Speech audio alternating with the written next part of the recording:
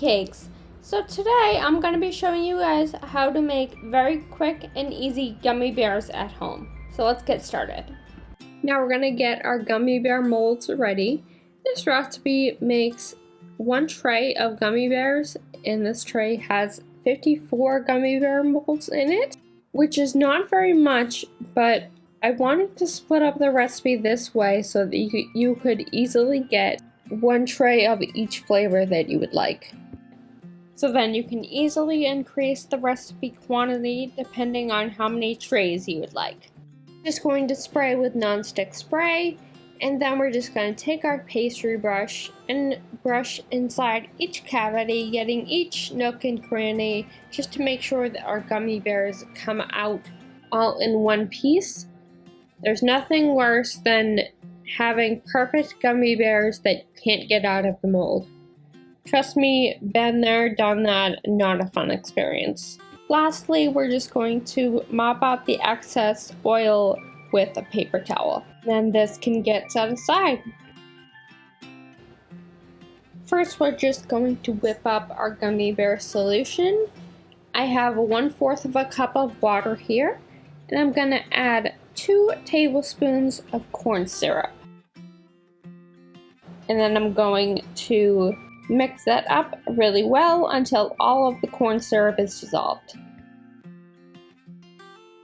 So now we're just going to continue mixing up the solution. I'm using sorbitol in this recipe. It's not a primary ingredient, but it contributes to a very chewy texture that gummy bears are known for, so I do like to use it, but it's up to you.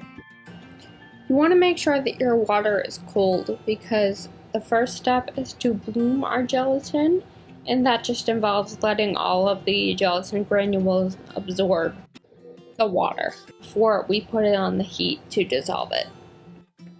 I'm going to be using Jello mix for the flavoring of these gummy bears. There are tons of different ways to make gummy bears, but I'm using the Jello version, and we're going to be making the orange flavor today.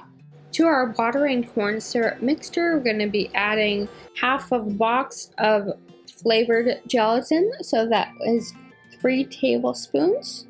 And then we're going to be adding 1.5 packets, which is 3 tablespoons of unflavored gelatin. And then we're going to be adding another 3 tablespoons of sorbitol. We're going to give it a good mix until it's all well incorporated and there are no lumps. And then we're going to give this 10 minutes to bloom.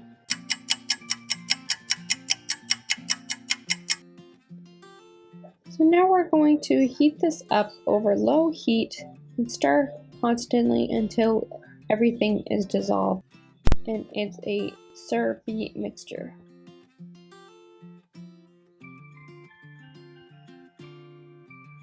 So now I'm going to use my little eyedropper tool to fill up my cavities as neatly as I can. You do want to work kind of quickly with this because as the mixture cools, it's going to set pretty immediately, so you unfortunately can't be as meticulous as you would like to be, which does contribute to a little bit of a mess, but it's not that big of a deal. As it cools, it will just set and then you can just pick it right off.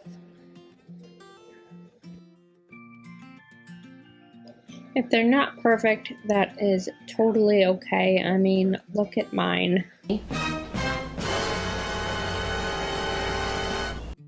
So once you fill up all of your molds, you're just going to stick this into the refrigerator for a minimum of 3 hours, but overnight is best. So my orange gummy bears are still sitting in the fridge, but this is what they're going to look like when they're done. They're absolutely beautiful and delicious, but they do have a bit of a wet and sticky texture, and I'm going to show you how to fix that. First, I'm gonna spill all of the gummy bears out of the bowl, but then we're gonna use a tablespoon of cornstarch and put the lid on, and we're gonna shake to get them all coated. And we're going to put them into a different bowl. And add another tablespoon of vegetable oil and mix that around.